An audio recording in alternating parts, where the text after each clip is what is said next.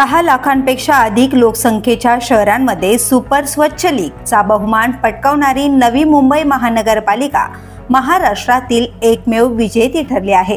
दिल्लीत राष्ट्रपती द्रौपदी मुर्मू यांच्या हस्ते नवी मुंबई महापालिका आयुक्त डॉक्टर कैलाश शिंदे, राज्यमंत्री माधुरी मिसाळ आणि मुख्य अभियंता शिरीष आदरवाळ यांनी हा प्रतिष्ठेचा पुरस्कार स्वीकारला।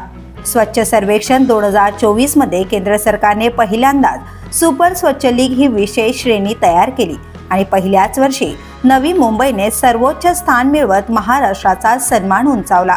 स्वच्छता मोहिमेला लोकसहभागातून चळवळीचं रूप देत महापालिकेने कचरामुक्त 7 स्टार शहर आणि ODF वॉटर प्लस हे सर्वोच्च मानांकनही टिकवून ठेवलंय।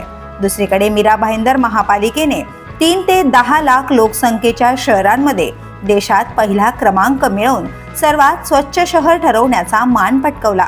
राष्ट्रपतींच्या हस्ते महापालिका आयुक्त राधा बिनोद शर्मा आणि उपायुक्त डॉक्टर सचिन बांगर यांनी हा पुरस्कार स्वीकारला।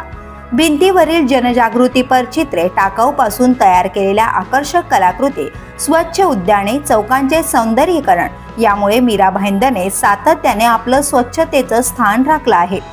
नवी मुंबई आणि मीरा भाईंदरच्या यशामुळे महाराष्ट्राच्या 10 शहरांनी केंद्राच्या स्वच्छ सर्वेक्षणात आपलं नाव उज्ज्वल केलंय।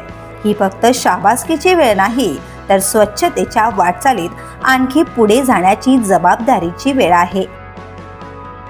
The police news bureau, Mumbai.